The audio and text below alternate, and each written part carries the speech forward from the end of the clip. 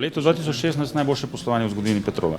Ne glede na to, In na EBITDA in na čisti poslovni izid zmanjšali smo zadolženost na neto dolg na EBITDA na 2,6. Leta 2010 smo imeli čez 5-kratnik in tako naprej. Postajamo res zdrava družba in imamo velike priložnosti za nove, večje prevzeme. Ja, ključno vprašanje je bilo danes imenovanje novega nadzornega sveta. Tu smo imeli mi glavne pripombe zaradi tega, ker se nov nadzorni svet v bistvu formiral brez kakršnekoli diskusije mi z malimi delničarji, z združenjem malih delničarjev. To ni normalno v ostalih državah razvite Evrope.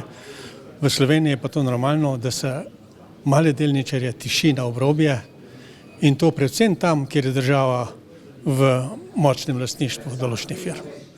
Kako pa komentirate nov nadzorni svet? Težko komentiram, ker ga nisem sestavil jaz, to je stvar delničarjev. Glede na to pa, da so vsaj za 4, ki sem se lahko vsaj strokovno pogledal ali pa pripravil na te 4, ker so bili 4, ostajajo od 6. Moram reči, da so vsi zelo visoko strokovni. Od teh 2, ki sta pa prišli, poznam pa samo enega, gospoda Podkrižnika, zdaj, ker je bil v OMV-ju, pa smo strokovno poslali, gospoda Gorjupa pa ne poznam, tako da ne morem komentirati, ker sem ga danes prvič le videl.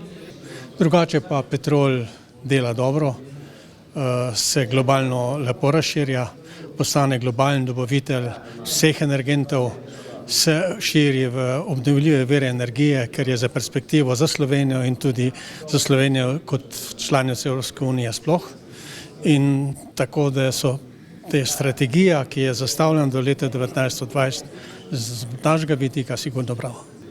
Bojim se pa, da ti nadzorniki, ki so zdaj glavni imenovani in kjer ima država večinski delež v nadzornem svetu, da je vprašanje, če bo lahko ta strategija realizirana. Tu moram še poudariti, da smo imeli praktično 680 pooblastil od cirka 1300, to pomeni skoraj 50% in bi se v tem priložnosti najlepše zahvalil delničarjev, ki so nam zaupali, da jih zastopamo na tej skupščini. Hvala lepa.